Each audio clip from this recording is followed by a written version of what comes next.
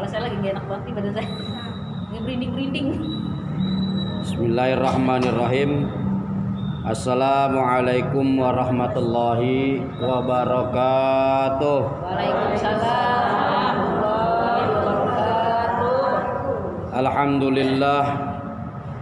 Wassalatu wassalamu ala Rasulillah Sayyidina Muhammad ibn Abdillah wa ala alihi wa sahbihi wa mawalah. Wala haula wala quwata illa billahil aliyil azim. Asyhadu an la ilaha illallah wahdahu la syarikalah wa asyhadu anna Muhammadan abduhu wa rasuluhu la nabiyya ba'dah. Allahumma shalli ala sayyidina Muhammad. Allahumma sholli wa sallim wa barik alaihi. Al-Fatihi lima uglika wal khatimi lima sabaqa nasiril haqqi bil haqqi wal hadi ila siratikal mustaqim wa ala alihi haqqa qadrihi wa miqdarihil azim. Amma ba'd.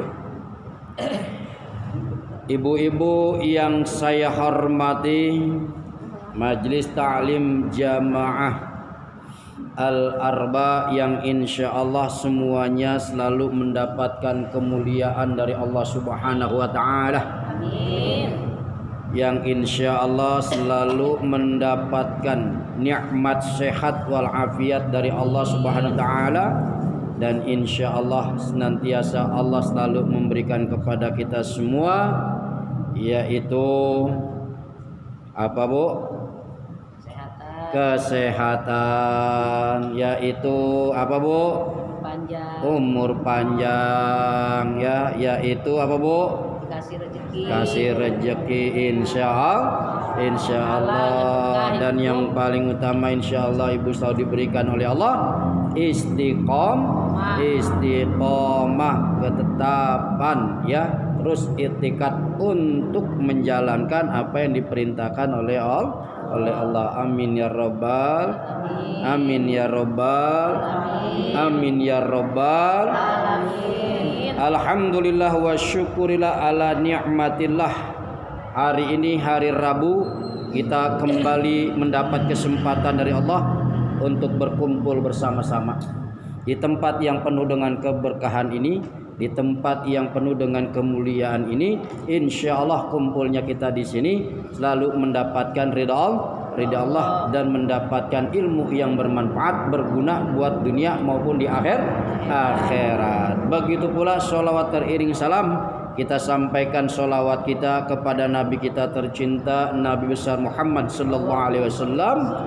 Allahumma sholli ala sayyidina Muhammad. Allahumma sholli wa sallim wa barik alaihi. Juga kepada keluarganya, sahabatnya sekalian, wa alihi wa ashabihi ajma'in. Insyaallah ibu-ibu sekalian, kita semua termasuk umatnya mendapatkan syafaatnya nanti di yaumil akhirah. Ibu-ibu sekalian yang dimuliakan oleh Allah, baik langsung saja ya kita artikan ayat yang minggu lalu yang telah kita baca bareng-bareng, yang telah kita baca sama-sama tadi juga telah dibaca kembali oleh Ibu Warnah, yaitu ayat 111 sampai dengan 115. Suratnya surat Hud, yaitu surat yang ke-11, juznya juz yang ke-12. Silakan dilihat Ibu, mari kita artikan sama-sama. Allah Subhanahu wa taala telah berfirman yang berbunyi, a'udzubillahi minasyaitonir rajim, wa inna kullal lamma la yuwaffiyannahum. Gitu Bu ya. Ya Bu. Betul ya? Ada yang salah enggak saya bacanya? Bu. Wa inna kullal lamma la yuwaffiyannahum. Betul Bu ya? Artinya dan sesungguhnya kepada masing-masing yang berselisih, maksudnya yang berselisih ya, maksudnya yang berselisih Dan sesungguhnya kepada masing-masing yang berselisih itu artinya Bu, yang berselisih itu Rabbuka a'malahum, pasti Tuhanmu akan memberi balasan secara penuh atas perbuatan mereka. Innahu bima ya'maluna khabir. Innahu, sungguh Dia maha teliti apa yang mereka kerjakan. Tuh Bu artinya. Jadi artinya, dan sesungguhnya kepada masing-masing yang berselisih itu, artinya berselisih di sini Ibu, orang yang kagak percaya kepada apa yang telah diturunkan oleh Allah, apa yang telah disampaikan oleh Rasulullah. Apa? Al-Quran. Al-Quran masih diperselisihkan, masih kagak percaya, masih kagak percaya, masih ragu-ragu baik isinya. Isi yang di dalam Al-Quran masih ragu-ragu. Ini singgungan bagi orang kafir Quraisy, orang musyrik ya, tidak percaya kepada Al-Quran. Bu percaya Bu? Yakin? Isinya ragu-ragu kagak? Isinya ragu-ragu kagak? Iya, kalau Ibu masih ragu-ragu, ya Ibu kurang yakin, berarti Ibu masih memperselisihkan. Masih memperselisihkannya. Tuh, ya.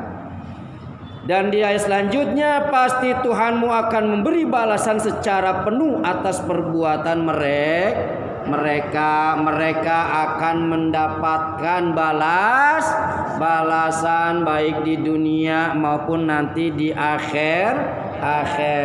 Orang yang enggak percaya kepada kitab Allah, orang yang enggak percaya kepada apa yang telah diwahyukan oleh Rasulullah nanti ya akan mendapatkan balasan secara penuh atas perbuatan mereka. Sungguh Dia maha teliti apa yang mereka kerjakan. Sungguh Allah Subhanahu wa ta'ala adalah Allah yang maha teliti apa yang kita kerjakan, tidak akan kelewat. Ada Raqib dan Atid Bu ya. Ada Raqib dan Atid. Siapa itu Bu? Malaikat yang selalu ya berada di sisi kita, yang di kanan, yang di kiri. Yang di kanan siapa namanya Bu? Raqib. Yang di kiri siapa Bu? Atid. Yang Raqib ngapain kerjaannya Bu? Mencatat amal kebaikan. Yang Atid sebelah kiri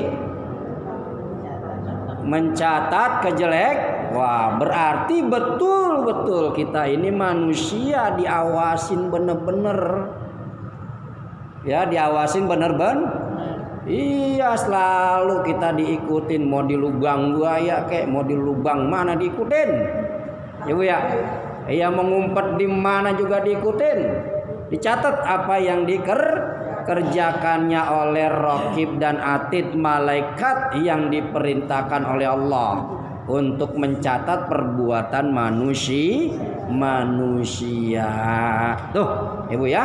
Jadi Allah maha teliti terhadap apa yang mereka kerjakan ya, baik yang diucapkan didengar maupun yang kagak didengar.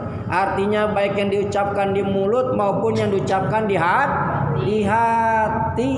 Allah teliti ya, maha teliti.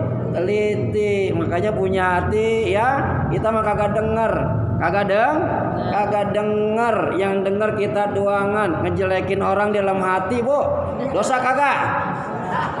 Dosa. Ngejelekin orang dalam hati. Gedek sama orang dalam hati, dosa kagak? Ya, dosa. Itu di hati yang kagak didengar. Iya, ya di depan kita mah baik. Di hati mah gue gedek banget.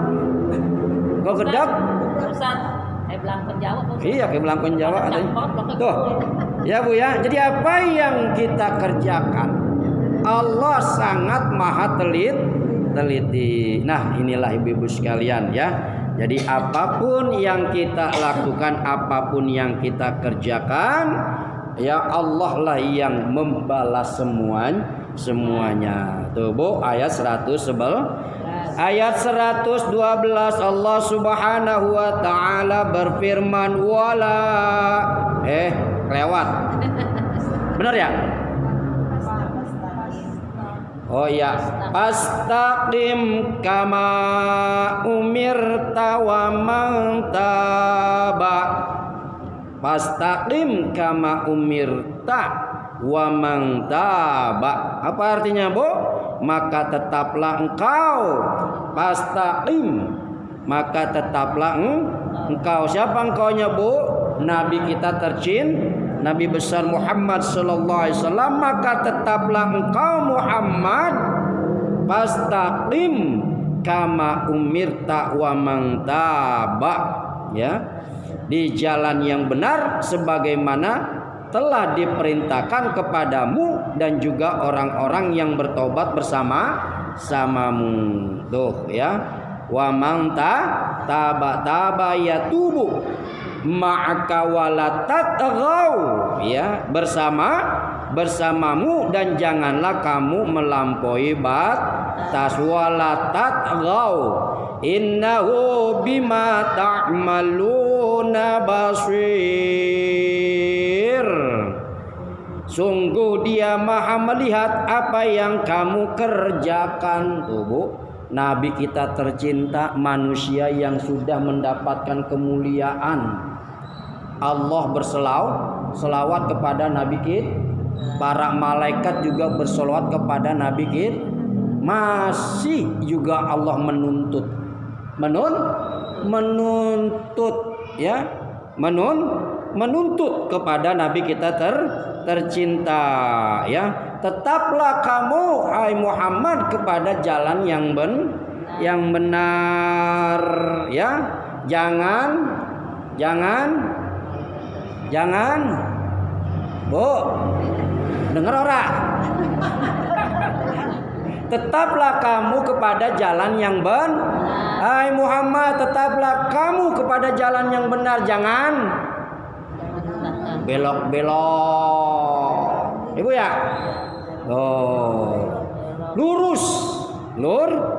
Lurus baik, nggak usah pakai belok-belok. Sebagaimana telah diperintahkan kepadamu dan juga orang yang bertobat kepada ya bersamamu.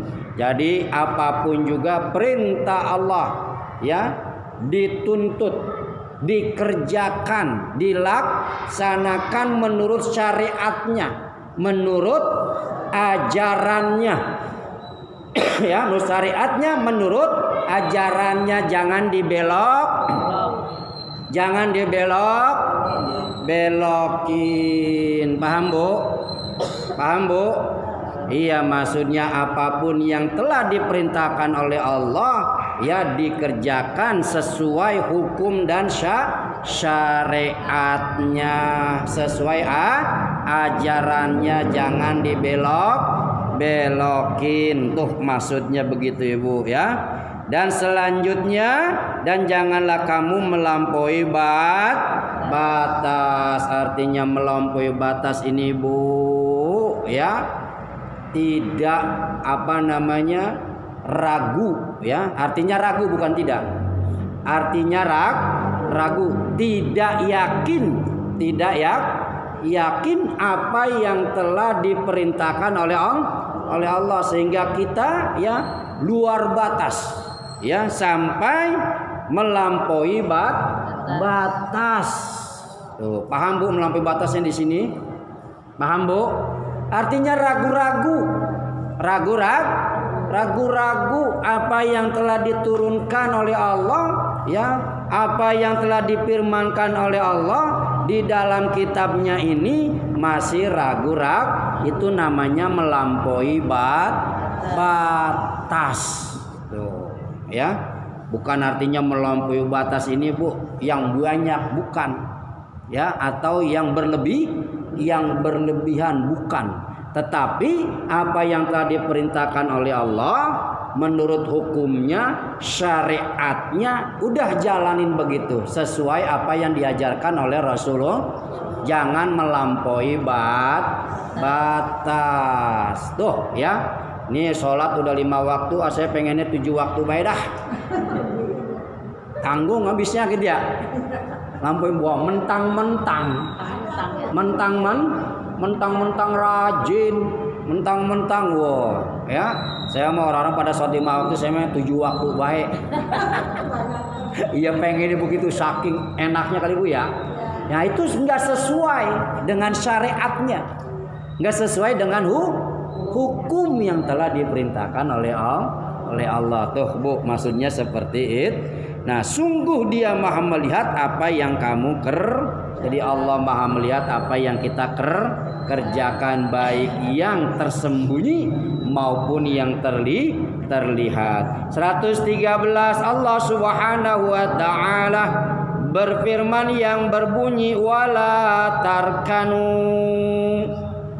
dan janganlah kamu cenderung ilal ladzina zalamu, kepada orang yang zalim, fatamassakumun nar, yang menyebabkan kamu disentuh api neraka. Wa malakum min dunillahi, sedangkan kamu tidak mempunyai seorang penolong pun selain Allah.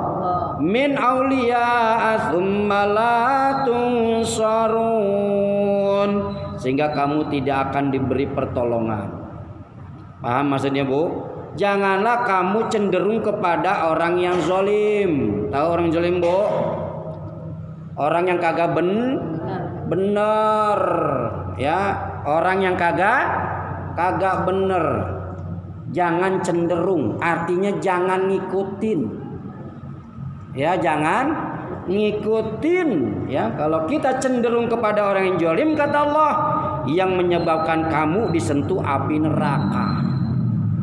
Disentuh Bu, ikutin orang zalim disentuh api neraka. Tahu orang zalim Bu? Tahu nggak? Contoh begini, contoh dah. Kalau mau pengen tahu mah, ya Bu ya. Contoh pemimpin mana? Yang deketan baik, yang jauh-jauh. RT.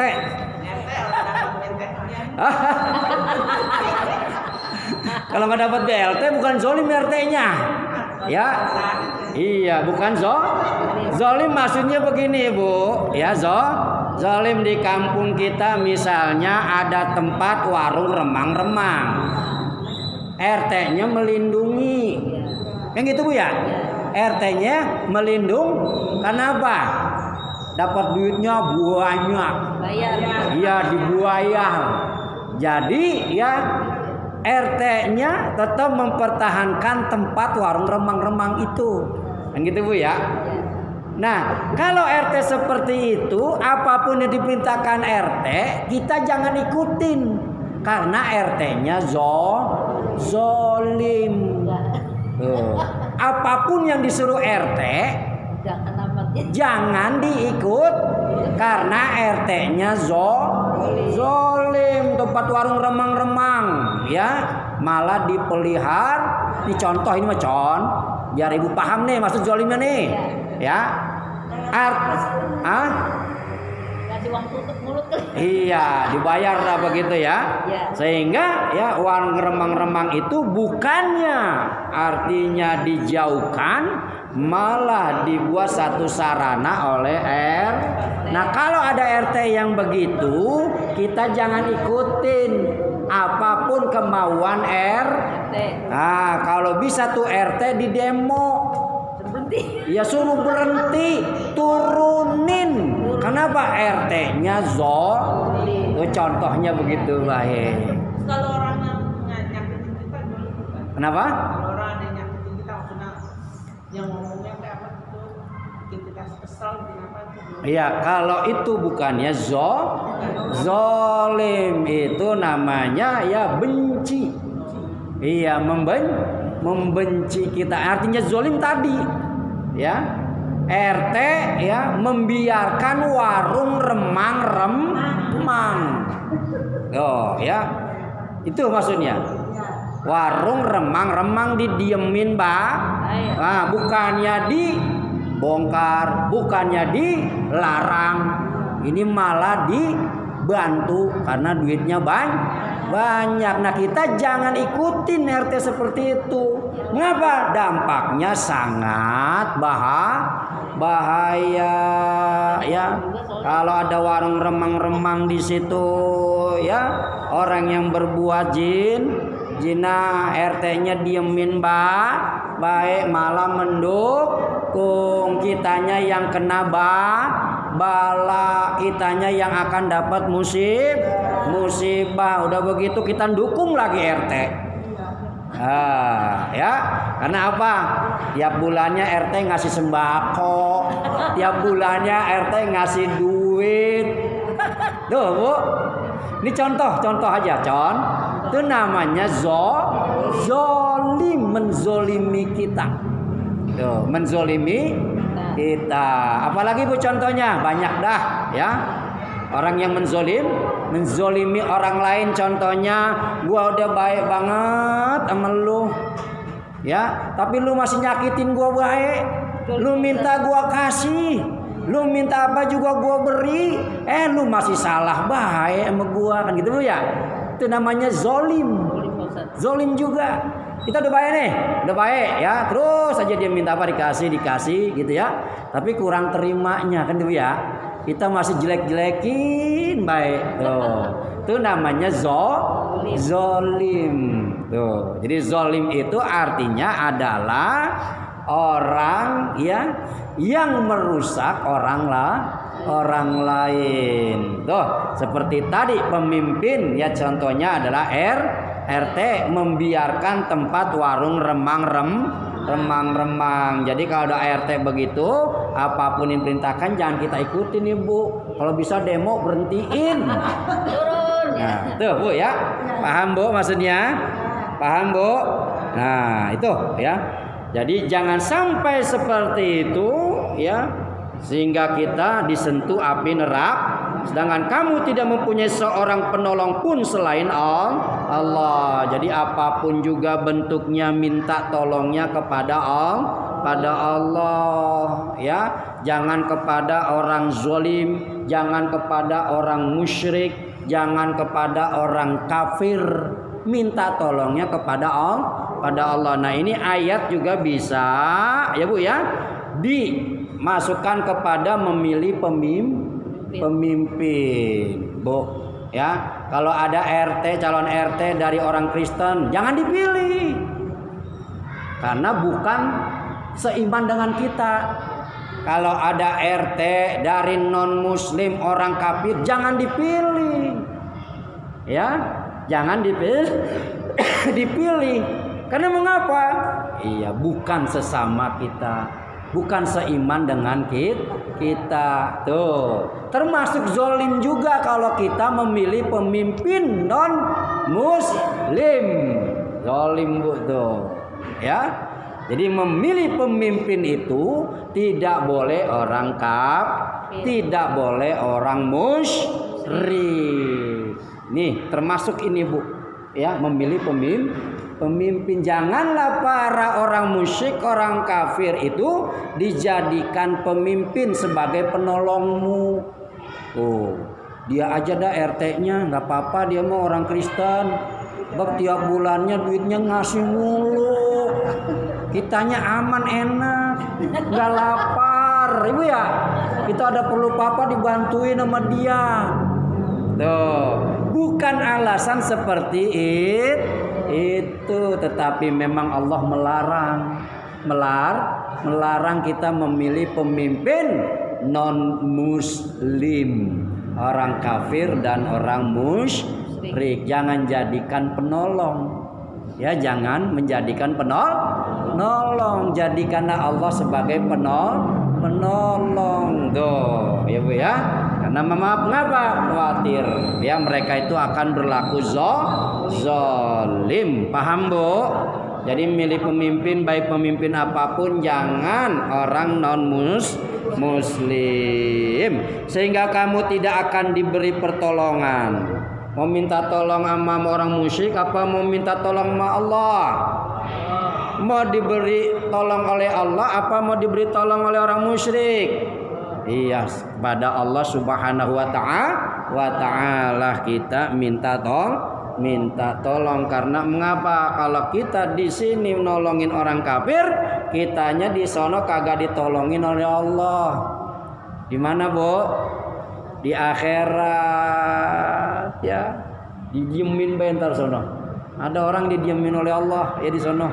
Kagak ditanya, kagak dipapahin, didiemin bae. Mau begitu, Bu? Iya, ya mau begitu enggak?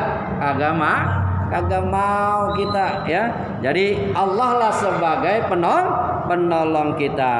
Kemudian ayat 114, ibu-ibu sekalian, wa aqimis sholata tarafayin nahari wa zulafam minal lail, dan laksanakanlah sholat pada kedua ujung siang, pagi dan petang, dan pada bagian permulaan malam. Kerjain sholat, Bu, laksanakan sholat pada kedua ujung siang, pagi dan ujung pagi, ujung siang. Ujung paginya kapan, Bu? Subuh. Ujung siangnya asar. Subuh, zuhur, asar, maghrib, isya. Tuh, ini perintah Allah, dan laksanakanlah sholat pada kedua ujung siang, pagi dan petang, dan pada bagian permulaan malam. Jadi subuh ujungnya dan permulaan malam isya. Itu, Bu. Permulaan malam maghrib. Maghrib, ya.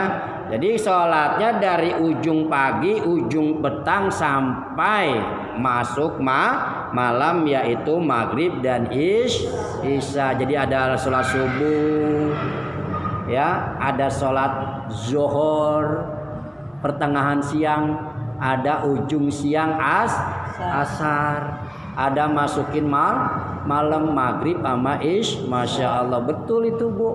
Kalau kita pahami, ya. Jadi setiap waktu, pagi, siang, sore, malam, kita dituntut oleh Allah untuk melaksanakan perintah Allah. Karena kita nggak tahu nih waktunya kita kapan. Apakah pagi waktunya kita dipanggil oleh Allah? Apakah siang waktunya kita dipanggil oleh Allah? Panggil ngapain? Ya, panggil apa? Dicabut ruhnya kita. Tuh. Allah memanggil di ujung pagi, di ujung siang, dan di awal manggil kita dalam azannya. Nanti biar kita dipanggil oleh Allah dalam keadaan seperti itu maksudnya. Jadi siang, pagi, malam kita dituntut oleh Allah, laksanakanlah sholat itu, ya. Kenapa? Innal hasanati yudhibnas sayyi'at. Perbuatan baik itu menghapus kesalahan. Jadi Rasulullah ngajarin kita, Bu, ya. Iringilah perbuatan yang salah itu dengan perbuatan yang baik, ya. Kita kan banyak makhluk yang banyak salah nih. Iringi dengan perbuatan yang baik. Tuh. Jadi Rasulullah ngajarin kepada kita, ya, iringilah perbuatan yang salah itu dengan perbuatan yang baik. Perbuatan baik itu menghapus kesalahan, ya. Jadi apapun yang diperintahkan oleh oleh Allah, tidak terlepas dari apa yang telah diajarkan oleh Rasulullah. Contohnya apa, Bu? Iringilah kesalahan-kesalahan itu dengan perbuatan baik. Maksudnya kerjakanlah 5 waktu, karena 5 waktu ini menghapus kesalahan-kesalahan kecil yang kita perbuat, ya, yang kita perbuat. Jadi kalau orang tukang ngomongin orang kagak sholat bagaimana, Bu? Nggak ada kebaikannya, nggak ada kebaikannya. Jadi ngomongin orang tapi tetap sholat begitu ya? Hah? Sama juga bohong ya? Jadi harus gimana? Pakai naruh air dalam keladi Pak Ustaz. Jadi gimana harusnya? Kan menurut aturan ya, ikutilah kesalahan-kesalahan itu dengan perbuatan baik. Masih mendingan ngomongin orang sholat daripada ngomongin orang mulu kagak sholat. Bener nggak, Bu? Masih mendingan. Udah rajin ngomongin orang kagak sholat, ngomongin orang tapi sholat, mendingan. Yang lebih bagus lagi, jangan ngomongin orang, sholat lah, kan gitu, Bu ya? Itu pengennya kita begitu. Yang namanya mulut, lidah tidak bertulang, Ibu ya? Lidah tidak bertulang. Nih khilaf salah, gitu ya? Deh, gue tadi dibilangin jangan ngomong, gue ngomong. Nih khilaf namanya, Bu. Khilaf. Jadi yang khilaf, yang salah bukan disengaja, iringi ya dengan sholat. Jadi ngomongin orang sholat mendingan daripada ngomongin orang kagak sholat, kan gitu, Bu ya?